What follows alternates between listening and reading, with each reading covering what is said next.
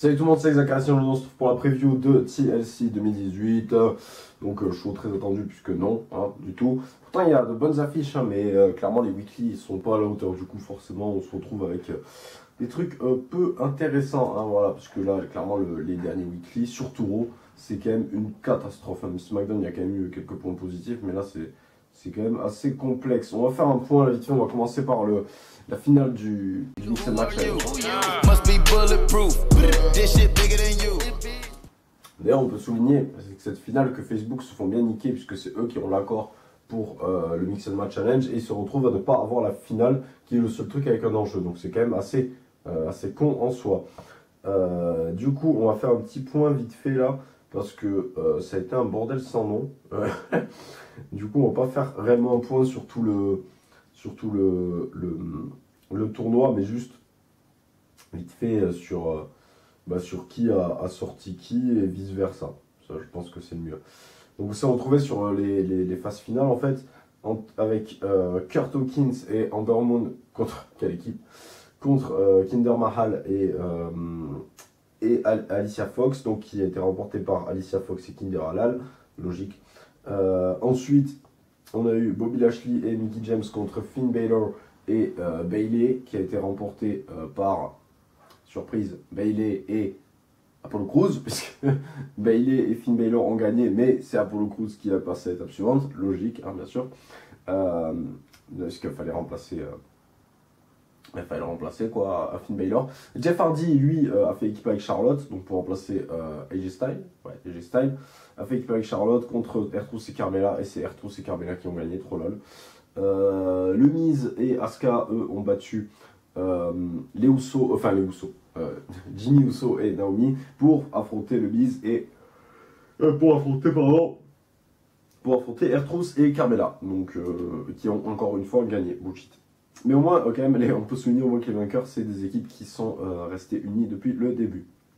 Donc, pour ça, du coup, au final, ça donne une finale entre. Je sais pas si j'ai donné l'autre demi-finale qui était donc Mahal contre Apollo Crews et Bayley, qui a été remportée par Mahal et Alicia Fox, qui sont donc en finale face à R-Truth et Carmella. En jeu, je rappelle, à rentrer en numéro 30 du Royal Rumble. Donc, voilà. Hein. Donc la preview de ce match, je vais faire très simple. Je pense que Carmella et R-Truth vont gagner parce que c'est quand même une équipe que la WWE ont l'air de solidifier un maximum. Et je pense que c'est pas prêt de s'arrêter. Et tant mieux en soi parce que c'est pas le truc le plus nul que je vois dans cette fédération. En même temps, bon, c'est sûr que le reste, voilà.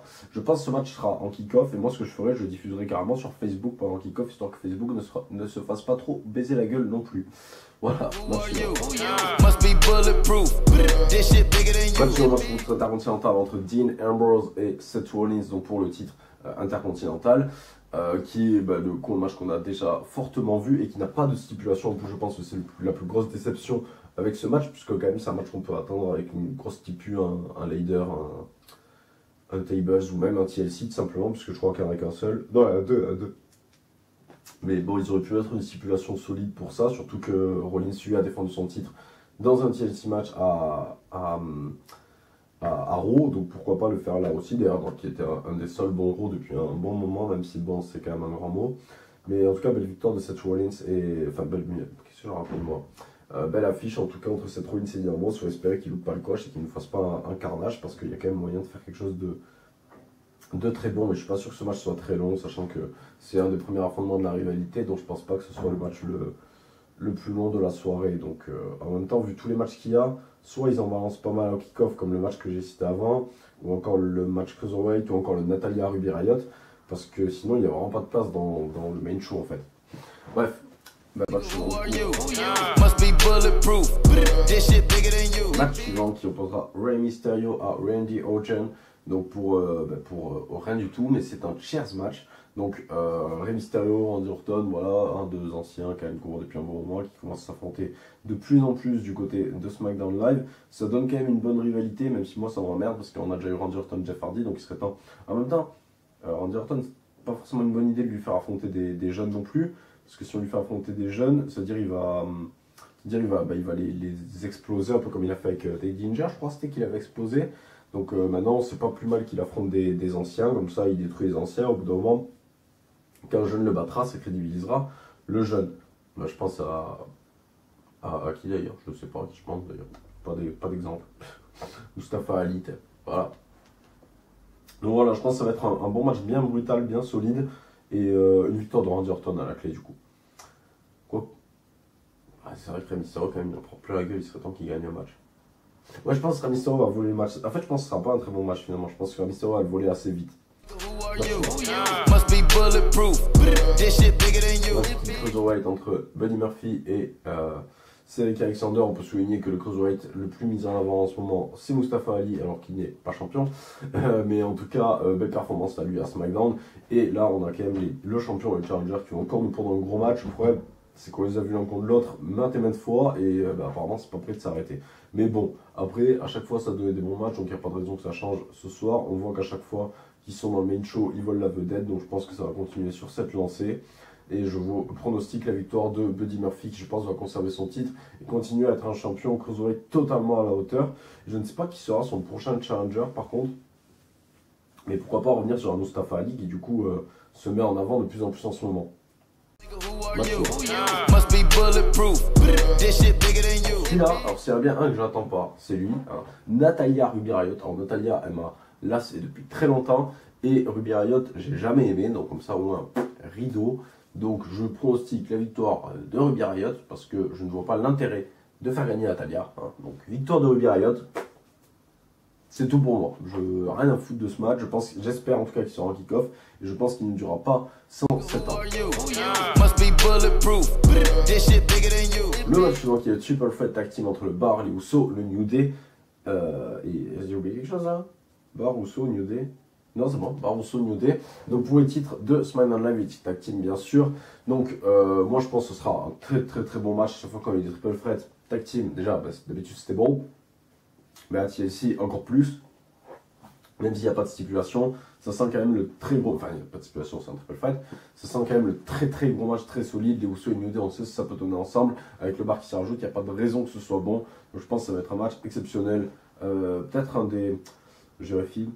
On va y avoir d'autres gros matchs, mais ça va être un des show stealers de la soirée, je pense, avec ce match Cruiserweight dont on a parlé précédemment.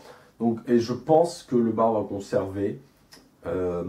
Même si ce serait possible qu'il se fasse voler le titre en fait sans subir le tombé. Voilà. Et big up au Big Show pour son apparition. Waouh, très remarqué.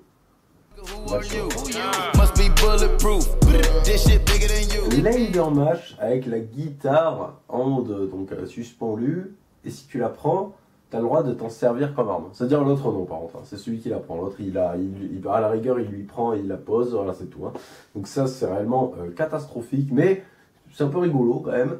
Et moi j'aime beaucoup Elias, donc ça fait plaisir qu'ils soient dans ce match. Donc Elias contre Bobby Lashley dans ce match. Avec en plus, comme il y a une histoire d'échelle, je pense que notre ami Lio Rush ne sera pas anodin dans ce match. Il pondra un match solide. Je pense clairement que Bobby Lashley va quand même remporter. Je pense que Elias il va prendre cher, hein, clairement. Mais je pense que ça va être un match bien solide. Et ouais, Lashley va remporter. Et le match va peut-être être pas si mal, mais après la stipulation est vraiment chelou. Hein. Il manquerait plus qu'ils aient fait plutôt un guitar on the pole ou même un pole on the pole, comme je disais la dernière fois dans mon live sur Facebook. Nouveau concept, ça serait Incredible et Rugador. Voilà, bon bref, en tout cas ce match-là, bon, parce qu'il y a Elias, j'attends. Ça aurait été n'importe qui d'autre, j'en aurais rien eu à foutre. Donc victoire de Bobby Lashley. Le match où il y a eu autant de doutes autour suite à la maladie de Finn Balor. Donc Finn Balor contre Drew McIntyre. Donc pour rien du tout, une nouvelle fois, Drew McIntyre va vraiment falloir qu'il s'approche d'un titre à un moment là, parce que là c'est vraiment la galère. Je pronostique la victoire de Drew McIntyre. Parce que quand même je pense que c'est l'axe dominant de cette fédération et que Finn Balor depuis bien longtemps est en totale perte de vitesse, même si là on le revoit sur feu de projecteur, mais il est quand même en baisse totale et il fait bien de la peine. Le match suivant, le Triple Threat TLC match féminin entre Becky Lynch, Charlotte et Asuka. Donc en TLC match pour le titre des Women's, donc match qui s'annonce exceptionnel. Asuka qui a été rajouté là-dedans, donc quoi, petit espoir en Asuka. Je ne pense pas qu'elle gagne, mais je pense qu'elle va être la plus grosse performeuse du match, à défaut de remporter le titre. Je pense que Becky Lynch, elle va tout simplement conserver. mais je pense vraiment que Asuka va détruire tout sur son passage et être bien brutale comme elle a fait à SmackDown avec son kendo là. Je pense qu'on va rester sur cette lancée, ça devrait être quand même grandiose. On va passer au match suivant. Match pour le titre World, donc entre Daniel Bryan et AJ Styles. Quand même, quand on vous dit ça, quelle affiche c'est, putain de merde entre les deux, c'est quand même un putain de dream. Et du coup, là, on s'annonce à un gros match. Cependant, on revient toujours au même problème où elle est la stipulation. Non, parce que l'an dernier, le Styles, il nous prend le match de l'année là en TLC. Mais alors là, maintenant, le Styles, on lui met même plus de stipulation. Donc ça, c'est vraiment dommage. Et du coup, je pense que le fait qu'il n'y ait pas de stipulation laisse présager d'une fin par disqualification et une victoire de Styles, du coup, mais sans remporter le titre. Je pense que ça va se passer comme ça et c'est pour ça qu'ils nous ont pas mis de stipule. Je pense que cette rivalité, elle va durer un petit temps. Je suis peut-être le seul à penser ça, mais je pense qu'à Mania, on aura ce match. Donc voilà, c'est tout pour moi. Avec une stipulation, je pense. C'est tout pour moi pour ce match. Victoire de AJ Styles par disqualification. Ronda Rousey contre Nia Jax. Donc, qui va gagner ce match qui m'intéresse absolument pas. Ronda Rousey, apparemment, même ça l'intéresse plus. Donc ça n'intéresse plus personne en fait. Donc je pense que Nia Jax va remporter. Mais dans un match qui m'intéresse, mais tellement pas, et qui sera pas bon en plus. Comment vous voulez faire un bon match avec ça? Donc vraiment inintéressant, on s'en fout. D'ailleurs, si vous n'avez pas envie de le faire, ne le faites pas. Personne ne sera mécontent. Braun Strowman contre Baron Corbin. Alors je le mets là, voilà, comme ça, paf, main event. Je sais pas si ce sera le main event, mais en tout cas, TLC match. Si Strowman gagne, il a le droit à un match pour le titre universel au Royal Rumble contre Brock Lesnar. Si Corbin gagne, il sera General Manager for all time. Donc moi, je prends aussi que la victoire de Braun Strowman parce que Baron Corbin, c'est le perfect loser. Il est là, il fait tous les matchs. Et l'air de rien, il fait pas forcément que des mauvais matchs, donc attention. Mais bon, il finit toujours par perdre. Et là, concrètement, il ne pourra pas se servir de Baron Corbin pour attaquer Braun Strowman puisqu'il est lui-même Baron Corbin. Alors après, je sais pas qui c'est qui pourra envoyer pour l'aider, moult personnes. Mais en tout cas, je pense que Braun Strowman va laminer Baron Corbin dans ce match, mais clairement le laminer, l'exploser. Et je tiens juste à souligner l'absence de Dolph Ziggler dans ce show qui m'attriste au plus haut point. Voilà, j'ai rien à rajouter, je crois, si ce n'est que si les weekdays étaient mieux, peut-être j'aurais pu être hypé sur ce show qui en soi n'a pas une mauvaise carte. Même s'il y a quelques matchs quand même qui servent à rien, c'est moitié-moitié, on peut le dire. Donc voilà, moi je vous invite à laisser votre pronostic en commentaire. Désolé pour la publication tardive de la vidéo. Et on se retrouve pour la review. Hein.